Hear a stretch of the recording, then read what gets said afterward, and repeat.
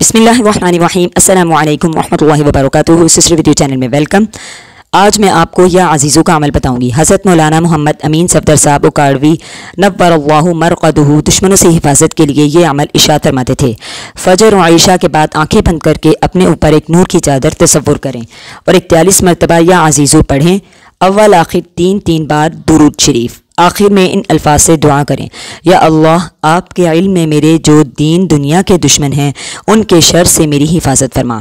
दुआ के बाद आंखें खोल लें। इस अमल से बहुत सारे लोगों को अल्लाह ताला ने फ़ायदा अता फरमाया है। मेरे चैनल के साथ जो है आपने कनेक्ट रहना है और मेरे चैनल को सब्सक्राइब कर लीजिए और जो है वीडियो को लाइक भी कीजिए और शेयर भी कीजिए। इंशाअल्लाह ताला आपको बहुत अच्छी अच्छी वीडियोस मिलेंगी और जो है आपको वज़ाइफ भी मिलेंगे, अमल भी मिलेंगे इंशाअल्लाह, और जो मेहंदी की डिज़ाइंस भी मिलेंगे। तो चलिए मिलते हैं नेक्स्ट वीडियो में। अल्लाह हाफिज़।